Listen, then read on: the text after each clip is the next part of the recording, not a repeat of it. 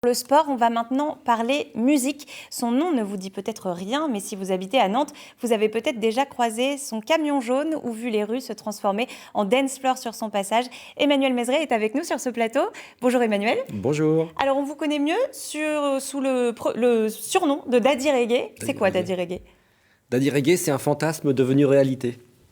C'est une disco mobile, c'est une camionnette trafiquée avec des grosses enceintes à l'arrière et un tourne-disque à l'avant sur la place passager. Je m'amuse à déambuler en ville ou à la campagne et à partager avec la foule. On va continuer à en parler ensemble, mais d'abord on va regarder à quoi ça ressemble en images.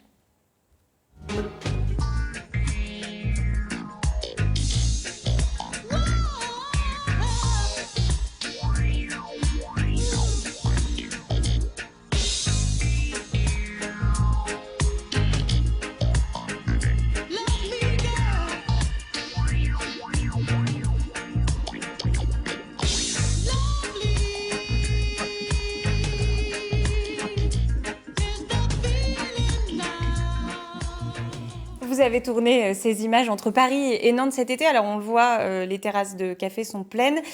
Aujourd'hui, dans le contexte sanitaire, avec le couvre-feu à 18h, c'est plus compliqué. Est-ce que vous sortez? C'est prévu en tout cas. C'est prévu. Il y a eu un break. De toute façon, la météo était peu clémente, donc c'est tombé comme il fallait.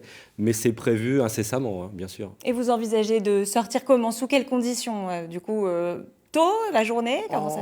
En sortie de bureau, en après-midi, hein. De toute façon, il y aura toujours du monde avec qui partager. Et le meilleur des carburants, c'est les sourires et les applaudissements. Voilà. C'est quoi l'aventure Daddy Reggae? C'est musical, mais c'est aussi social, c'est ça? Oui, il y a une dimension sociale évidente. Au-delà de l'aspect musical et ludique, on s'aperçoit que l'échange et la proximité de tout public, c'est-à-dire les intervenants, les gens qui travaillent dans les rues ou les passants tout simplement, les commerçants, les automobilistes et autres. On le voit sur ces images, oui, les gens viennent vers vous. Il y a même un échange avec tout type de population, des policiers. Voilà, oui, les gens viennent vers vous. Oui, c'est très intéressant, c'est gratifiant et ça réconcilie un peu avec la foule. Voilà. Oui, pourquoi? Parce que des fois, dans les grandes villes, on a tendance à saturer un petit peu. Dans les transports, par exemple, ou dans les embouteillages. Et là, c'est une vision complètement différente. Quand on voit la rue s'illuminer, les sourires apparaître au fur et à mesure des déambulations, c'est très gratifiant. C'était nouveau au début pour moi et je trouve ça génial, quoi. C'est une activité bénévole, vous n'en vivez pas?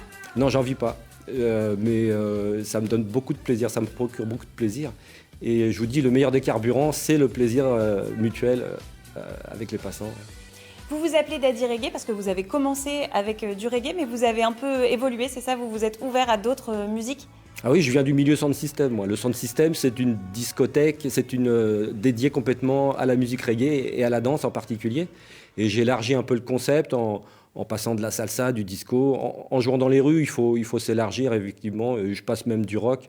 Et de toute façon, on est toujours à plus ou moins à quelques encablures de ce carrefour très riche qu'est la Caraïbe, hein, qui relie l'Amérique du Nord, l'Amérique latine, l'Europe et l'Afrique, au fur et à mesure des migrations et des fusions, hein.